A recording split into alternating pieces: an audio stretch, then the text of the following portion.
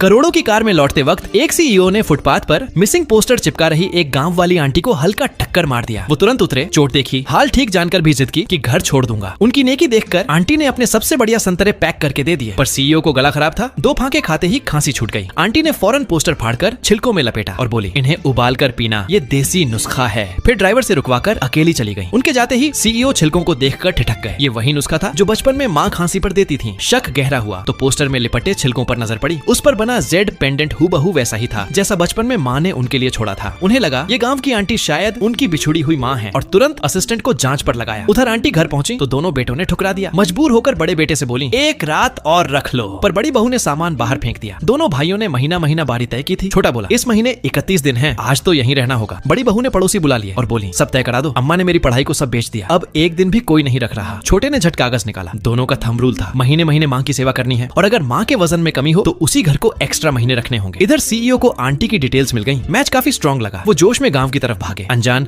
कि उधर माँ बेटों की बेरुखी से टूट चुकी थी। छोटा बोला, माँ का वजन तो कम ही होगा, और तराजू उठा लाया। बड़ा डर गया कि कहीं वजन घटा निकले तो पकड़ा जाएगा। बोला, ये सुअर तोलने वाला तराजू है, इंसान के लिए नहीं। और यकीन से कहा, माँ यहाँ घटी नहीं है। पड़ोसी बोले, अम्मा सच में दुबली दिख रही हैं। छोटा बोला, तब बड़े भाई को कुछ महीने और रखने होंगे, और मुड़ने लगा। बड़ा ने रोक लिया। माँ बेटों को लड़ते नहीं देख पाई, बोली, ठीक है तौल लो। बड़ी बहू ने ठंड लगेगी कहकर उनके कंधे पर कोट डाल दिया। दोनों ने माँ की हालत देखे बिना वजन करना शुरू कर दिया। छोटा बोला, चीटिंग पकड़ी तो नहीं छोड़ूंगा, साफ साफ तोलो। बड़ा बोला, मेरी इज्जत सबसे साफ है, और धीरे धीरे माँ को खड़ा करके तोलने लगा, पर उनके दर्द का ख्याल नहीं रखा। उठा पटक के बाद बड़े ने बताया, वजन कम नहीं हुआ और चैन की सांस ली। छोटा भड़क गया, बोला, हाथ की सफाई है, दोबारा तोलो। दोनों फिर भिड़ गए और बीच की माँ को इतना झकझोरा कि वो निढाल होकर गिर पड़ी। तभी सीईओ वहाँ पहुँच गए, पर पड़ोसी ने बांह पकड़कर कहा, घर की बात है, दखल मत दो। सबूत साफ हो गए। बड़े के पास बोलने को कुछ नहीं रहा। बड़ी बहू धप्प से बैठ गई और बोली, जरा सी बात पर ये नाराज हो जाती है और छोटे को ज्यादा चाहती है। छोटा बोला, नहीं, माँ तो बड़े के साथ ज्यादा है। सीईओ अब बर्दाश्त नहीं कर पाए और आगे बढ़े तो असिस्टेंट ने रोका, रिपोर्ट फाइनल नहीं है, अभी शांत रहो। मजबूर होकर उन्होंने उसे जल्दी करने को कहा। तभी बड़ी बहू ने झाड़ू उठाई और माँ को छोटे के घर धकेलने लगी, पर छोटा भी तैयार नहीं था। दोनों ने खुलकर कहा, जिसे रखना है रखो, हमें नहीं रखना। ये सुनकर माँ का दिल पूरी तरह टूट गया। जिन बेटों के लिए सब किया, उनसे यही अंजाम मिला। कोई सहारा न पाकर वो अपना सामान उठाकर चल पड़ी। सीईओ ने तुरंत असिस्टेंट को कॉल कर मैच पूछा। जवाब आया, वो सच में उनकी जन्मदाता माँ है। खुशी से वो पलटे ही थे कि देखा, माँ सीढ़ियों से धक्का खाने ही वाली थी।